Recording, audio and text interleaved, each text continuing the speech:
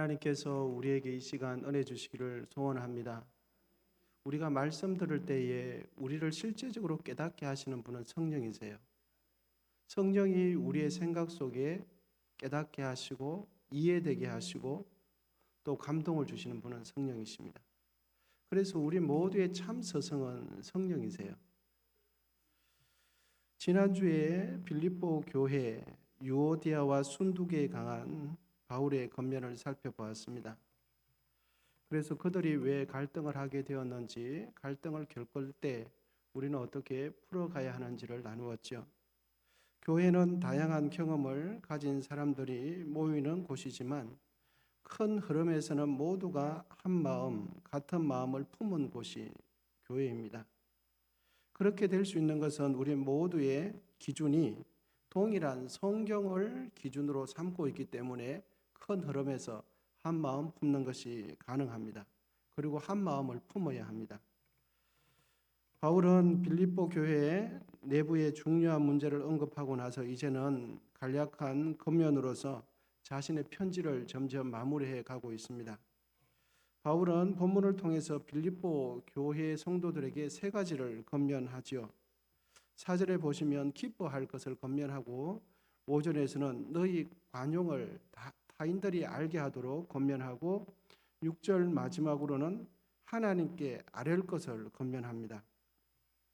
바울이 권면하는 세 가지를 슬쩍 보면 4, 5, 6절에 있는 내용이 통일성이 없어 보입니다. 그런데 조금 꼼꼼하게 보면 이 세 가지는 아주 중요한 공통점, 통일점이 있는데 그것은 바로 하나님 때문에 다 이루어진다는 사실입니다. 4절의 기쁨도 어떤 기쁨입니까?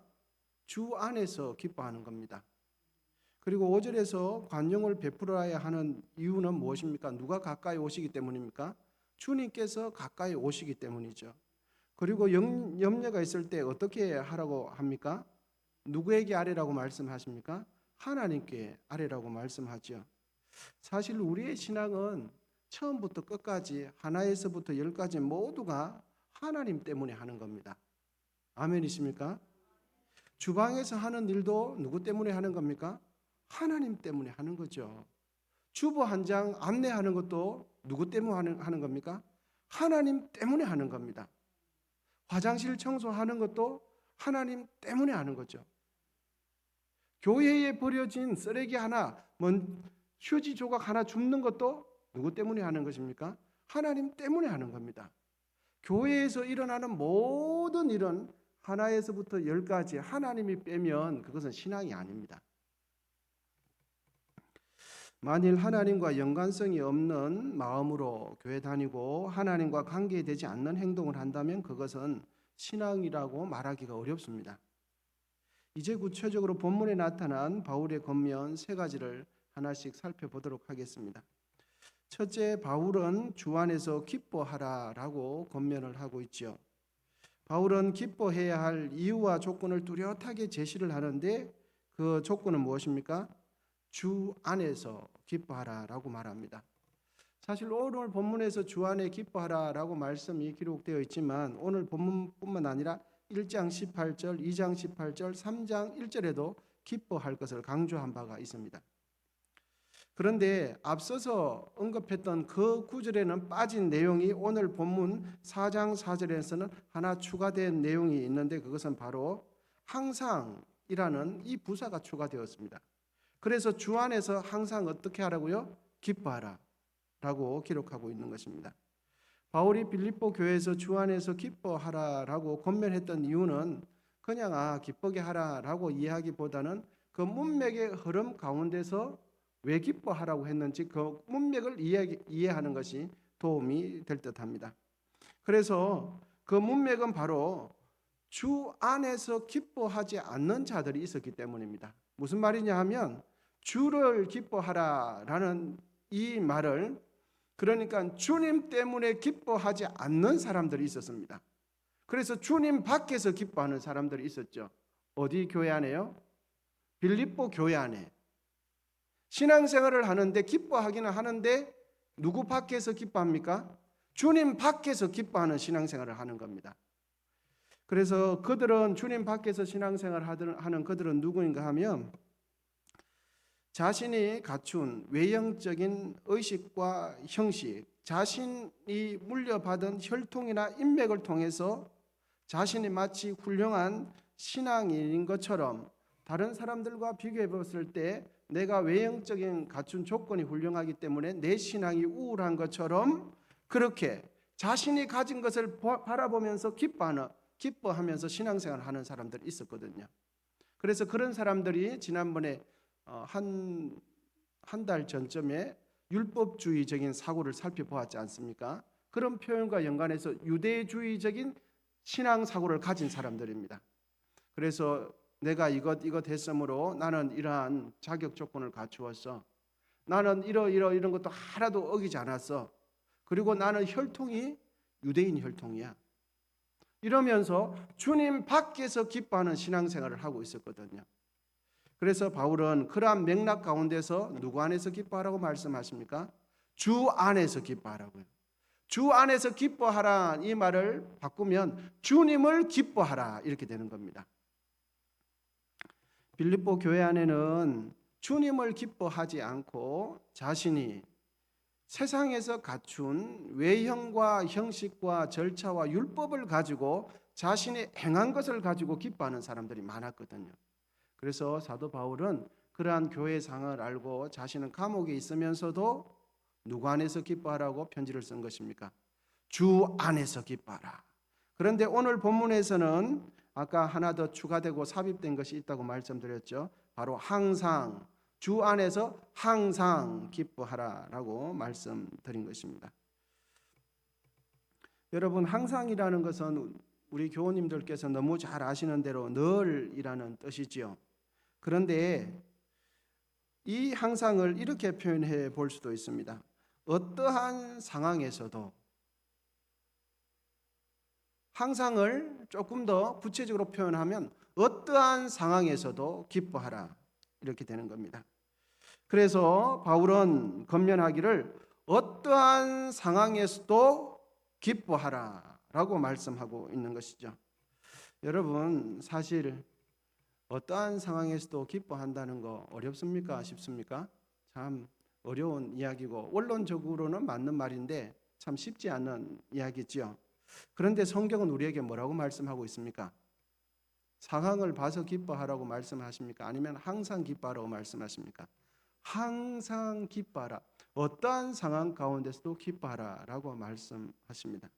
여러분, 우리는 연약하고 넘어지고 자빠질지라도 항상 기뻐하십시다. 넘어졌더라도 다시 주의 말씀 붙들고 내가 환경 보지 않고 주님 바라보는 거지. 아멘이십니까? 그래서 우리가 진실로 주님을 의지하는 성도인지, 내가 정말 무엇 때문에 기뻐하는 사람인지를 돌아보면 그 기준은 명확합니다. 내 안에 기쁨이 있는가? 내 안에 기쁨이 있는가? 기쁨이 있다면 기쁨의 이유는 무엇인가 하는 것입니다. 만일 고난 속에서, 환난 속에서도 기뻐한다면 그 기쁨의 근원은 고난과 환난을 초월해서 누리는 기쁨이라는 것을 알 수가 있습니다. 고난 속에서 기뻐한다면 말이죠. 그래서 고난 속에서, 환난 속에서 변함없이 기뻐한다면 그 기쁨의 출처는 상황에서 놓은 것이 아니죠. 어디에서 놓은 것입니까? 상황과는 별개에서 어딘가에서 나왔기 때문에 우리는 기뻐할 수 있는 것이죠. 여러분, 사도 바울은 오늘 본문 가운데서 어디 안에서 기뻐하라고 말씀하십니까? 주 안에서. 그리고 앞에 부사가 붙어 있는데 항상, 이 항상을 다른 말로 표현하면 어떠한 상황에서든지 기뻐하라. 아멘이십니까? 그러면 그러한 상황 속에서 기뻐한다면 우리가 누리는 이 기쁨은 상황에서 온 것입니까? 아니면 상황이 아닌 예수님께로부터 온 겁니까? 그렇죠. 예수님께로 온 기쁨을 누리라고 말씀하고 있는 것입니다. 고난 당하는 자가 고난 속에서 기뻐한다면 분명 그 기쁨은 이 세상에서 주는 기쁨이 아니지요. 죽을 병에 걸린 사람이 죽음 앞에서도 기뻐한다면 그 기쁨은 분명 이 세상이 주는 기쁨이 아니지요. 주 안에서 어떤 상황에서든지 기뻐하는 이가 있다면 그 기쁨의 원인은 누구로부터 온 겁니까? 맞습니다. 예수 그리스도로부터 온 겁니다. 저도 인터넷을 보다가 어느 분의 간증 이야기를 들은 내용입니다. 어느 분이 암에 걸렸습니다. 암에 걸렸는데 남편분이 암에 걸렸고 아내 되시는 분은 또 남편분이 언제 돌아가실지를 모르지만 이제 밥을 하게 됐습니다. 그래서 쌀을 씻으면서 노래를 부릅니다.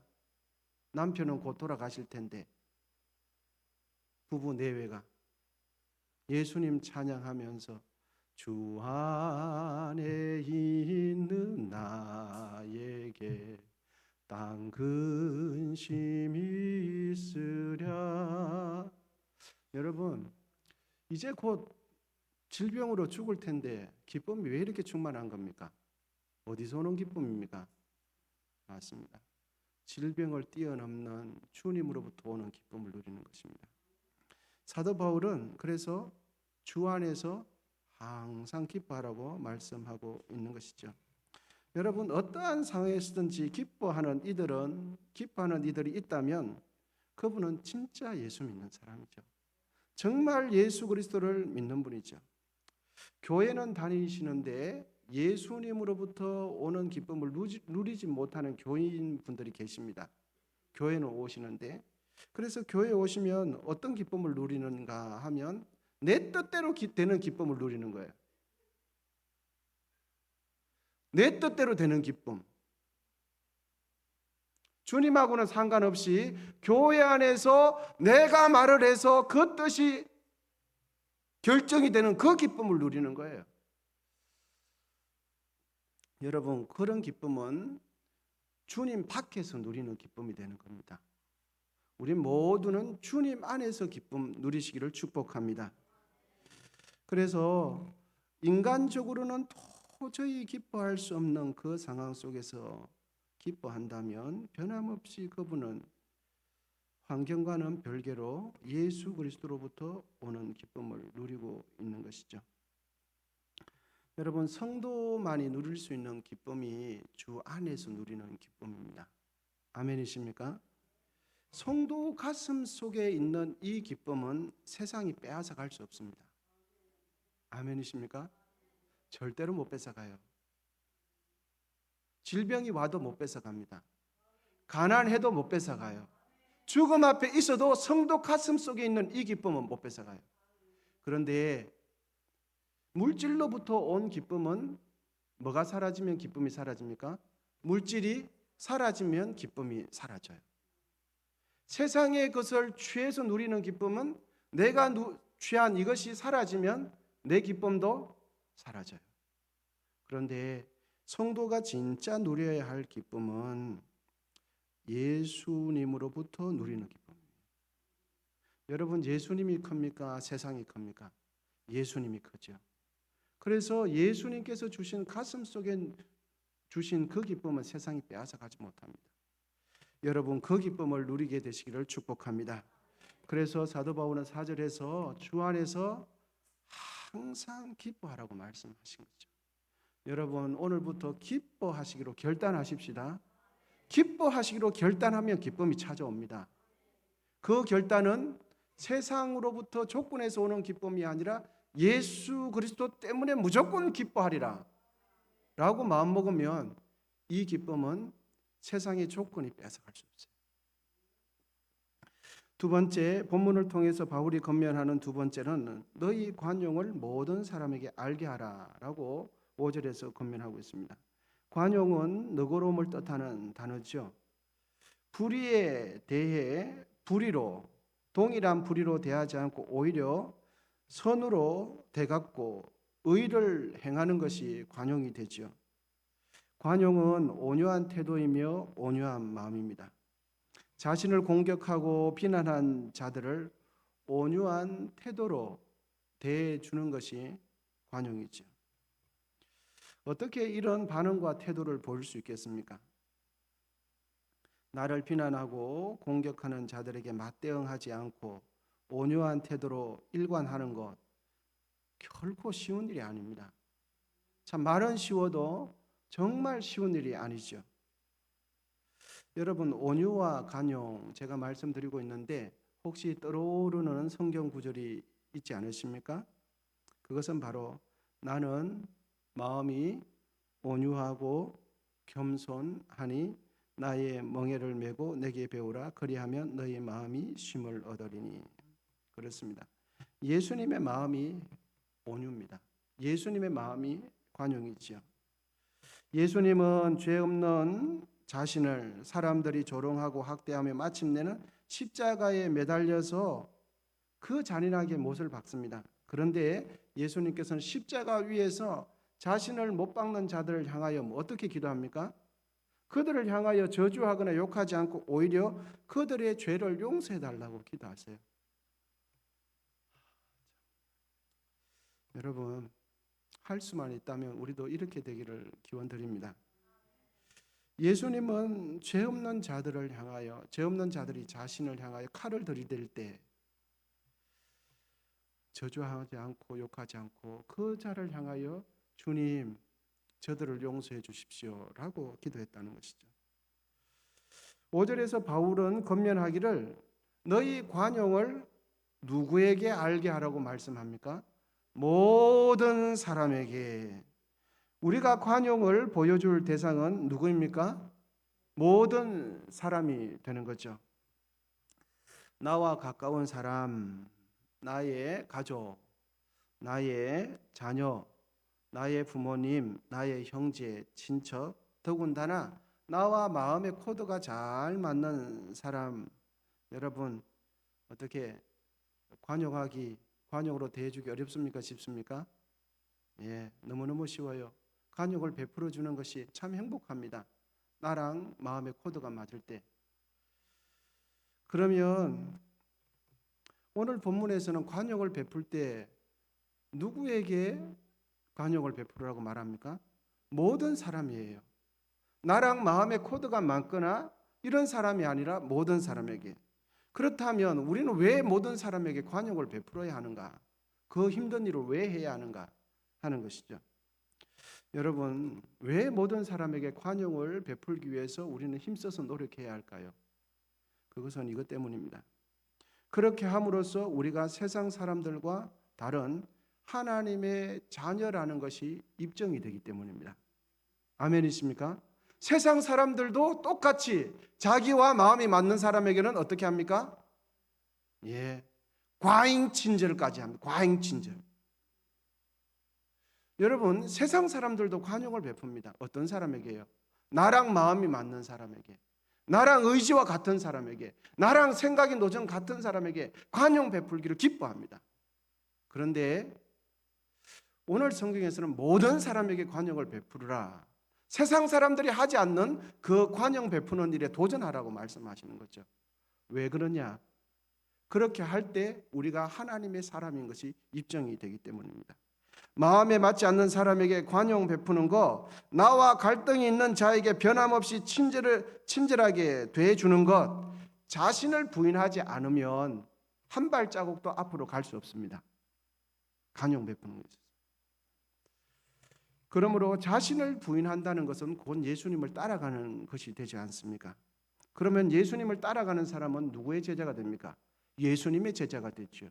예수님의 제자는 하나님의 백성이 아니겠습니까? 그러므로서 인간적으로는 하기 싫지만 예수님 때문에 우리가 관용을 베푼다면 그분은 누구십니까? 하나님의 자녀죠. 그의 가슴 속에는 하나님이 계신 거예요. 그의 심령 속에는 진리의 말씀이 있는 거죠. 그래서 사도 바울은 모든 사람에게 관용을 베푸르라 말씀합니다. 여러분, 관용을 베풀 때에 내 자신을 주님께 맡겨드리지 않으면 나와는 다른 사람에게 관용이 나오지 않습니다. 관용이 흘러나오지 않습니다. 내 자신을 십자가에 못 박는 마음으로 내 자신을 주님께 내어드릴 때 세상 사람들에게 없는 관용이 흘러나오게 되는 것이죠. 바울이 이 모든 이들에게 관용을 베풀으라고 할 때 또 다른 하나를 이유가 들어주는데, 여러분 우리 오늘 본문 말씀 5절 말씀 같이 한번 읽어보시겠습니다. 5절 시작.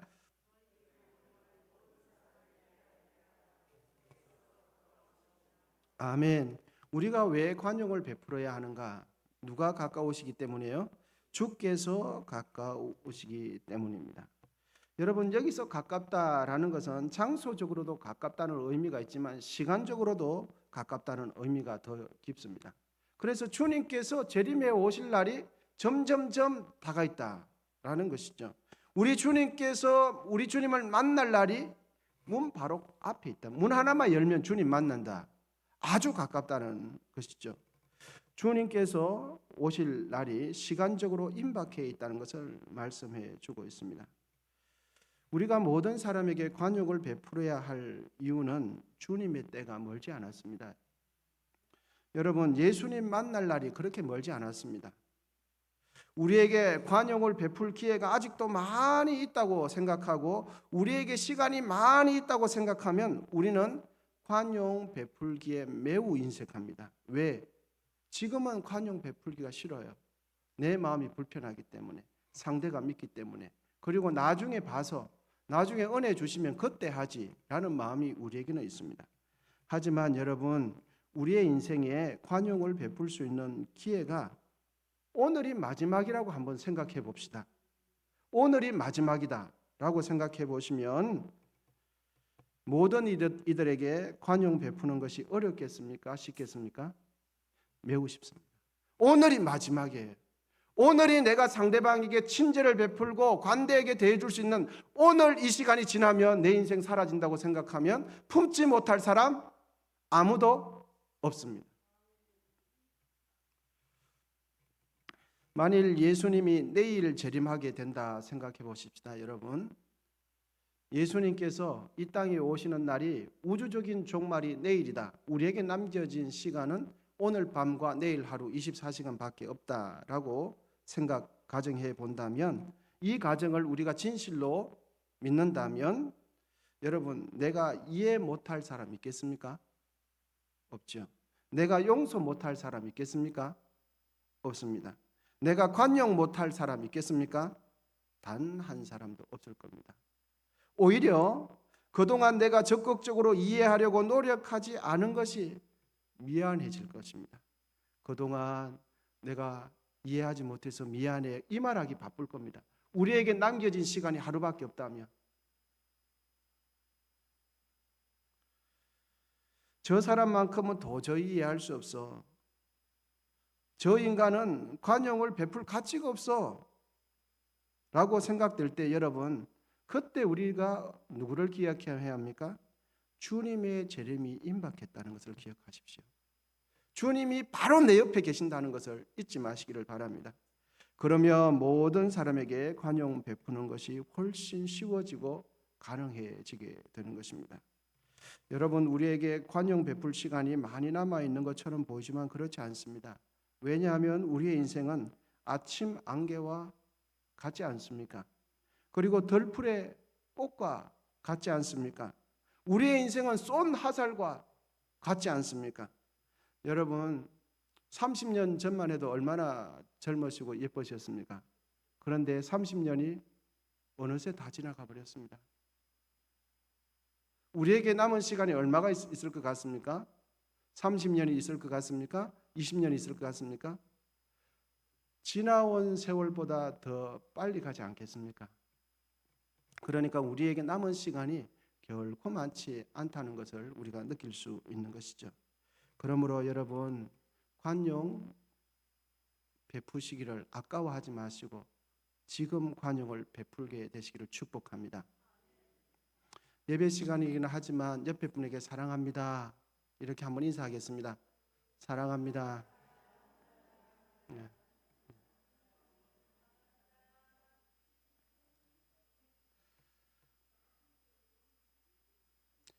여러분, 오늘 우리가 이제 이렇게 만났다가 내일 다시 못 만난다고 생각 한번 해보십시다. 그리고 내 인생이 이 교회 문을 나가는 순간 이제는 교회 못 들어와, 내 인생 끝나 라고 하면 얼마나 보고 싶겠습니까? 그리고 옆에 계신 그분의 얼굴이 이제 마지막이다 생각해 보면 어떤 거 하고 바꾸겠습니까? 무엇하고 바꾸겠습니까? 아무것하고도 못 바꾸죠. 여러분, 관용 베풀기를 아까워하지 마시고 주저하지 마시고 넉넉하게 베풀어 주시기를 기원드립니다. 오늘 본문에 나타난 바울의 검면 세 번째로는 염려하지 말고 하나님께 뭐하라고 말씀합니까? 아뢰라고 말씀합니다. 본문 6절인데요. 우리 6절 다 같이 한번 읽어보시겠습니다. 시작.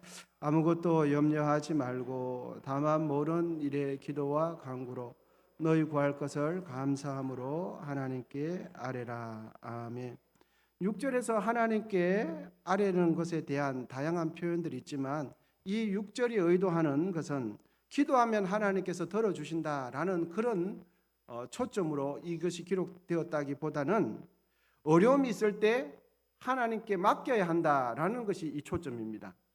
그래서 기도하면 돼 라는 것이 아니라 어려움과 염려거리가 있으면 하나님께 맡겨야 한다, 맡기면 된다라는 것이 초점입니다. 이는 곧 우리 인생 가운데 문제가 생겼을 때, 염려거리가 있을 때, 사람과의 관계 갈등이 있을 때 어떻게 대처해야 하는지를 이 6절이 알려주고 있습니다. 여러분, 사람에게 염려라는 것은 능력의 한계를 느끼거나 한계에 부딪힐 때 자연스럽게 찾아오는 것이 염려죠. 많은 희생과 손실을 초래하는 문제가 있는데 내 힘으로 해결하려고 하는데 역부족입니다. 그러면 무엇이 찾아오게 됩니까? 염려가 찾아오게 되는 것이죠. 그렇게 압박감과 좌절감을 느끼는 것이 우리의 인생이 아니겠습니까? 먹고 사는 문제 앞에서 염려할 수도 있고요. 생명의 위협을 느끼는 질병 앞에서 또 염려할 수 있게 되고, 경제적인 궁핍이 발생할 때도 우리는 큰 염려를 하게 되어집니다. 또 집을 사고 파는 문제도 염려하게 되어지고, 사업장을 운영하는 문제도 염려하게 되고, 자녀들 취직 문제도 염려하게 되고, 또 자녀들 결혼시키는 문제도 염려하게 되고, 또 사람과의 갈등 안에서 또 우리는 염려하게 됩니다. 참으로 많은 염려거리가 우리 인생 가운데 많이 있습니다. 그런데 이 많은 염려거리가 존재하는데 성경은, 오늘 본문은 염려거리 앞에서 우리가 어떻게 하기를 원하십니까? 맞습니다. 염려를 염려로 두지 말고 염려거리를 기도거리로 바꾸라고 말씀하십니다. 아멘이십니까? 여러분, 염려거리는 모든 사람에게 있습니다. 지금도 있고요. 우리가 10년 뒤에 살아갈 때 그때도 염려거리가 있습니다. 그런데 성경 오늘 본문은 아무것도 염려하지 말고 모든 일에 기도와 간구로 너희 구할 것을 하나님께 어떻게 하라고요? 아뢰. 여러분, 염려거리가 있을 때 기도거리로 바꾸시기를 축복합니다. 마태복음 6장 25절에서 31절 우리 같이 한번 찾아보시면 좋겠습니다.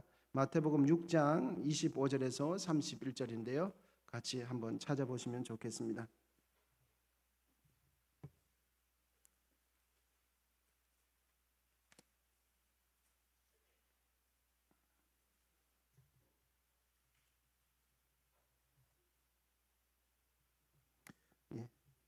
신약 성경 9페이지에 있습니다. 마태복음 6장 25절입니다.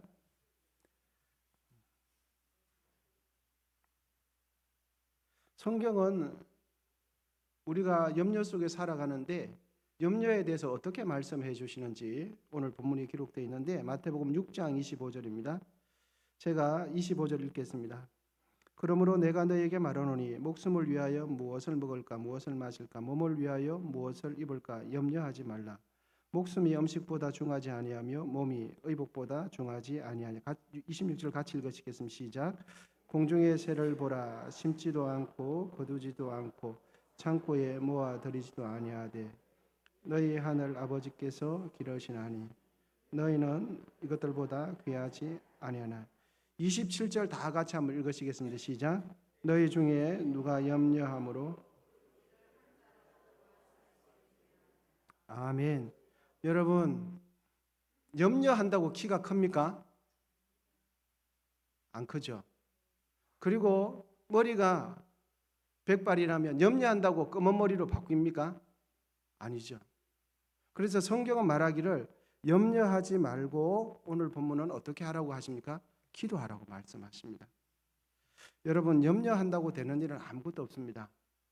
오히려 우리의 영혼을 좀먹고 하나님께서 주신 은혜를 갉아먹는 게 염려입니다. 그리고 하나님의 은혜에서 떨어지게 하는 것이 염려입니다. 바로 염려거리가 있을 때 하나님 앞에 기도하실 수 있기를 기원드립니다. 우리의 마음과 정신을 좀먹는 염려거리가 있을 때 최고의 방법은 모든 문제의 해결자 되시는 하나님께 아뢰는 것입니다. 하나님께 아뢰는 것이 염려에서 벗어날 수 있는 최상의 방법입니다.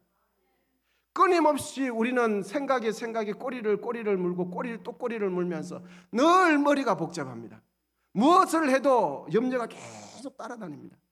여러분, 이 염려의 고리를 끊는 것은 하나님 앞에 나의 마음을 토해내는 겁니다. 그러면 염려의 고리가 끊어지게 되어 있습니다. 염려는 계속해서 하면 할수록 그 깊은 수렁에서 빠져나올 수가 없습니다.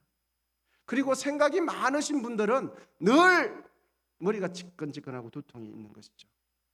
여러분,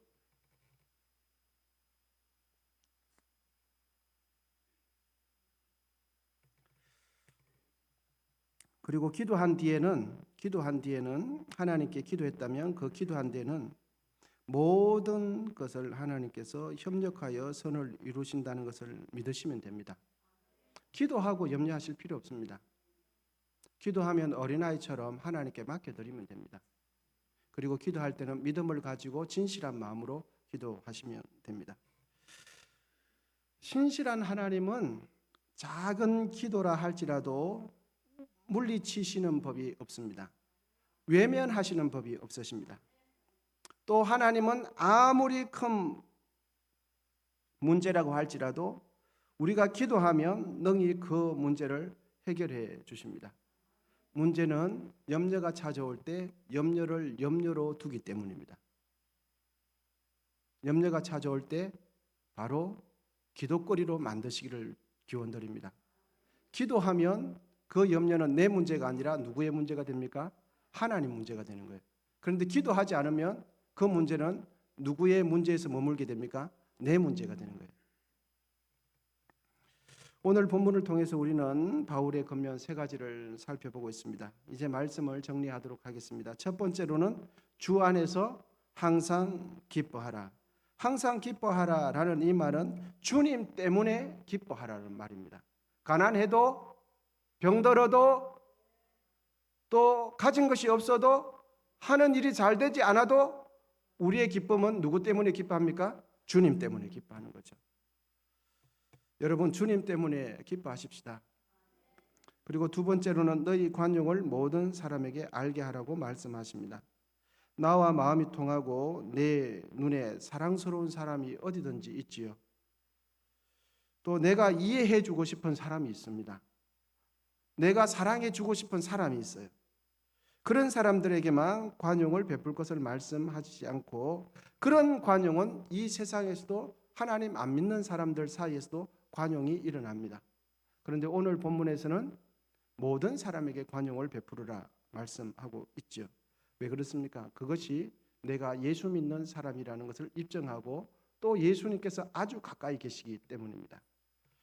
세 번째로는 권면하기를 염려하지 말고 하나님께 아뢰 것을 권면합니다.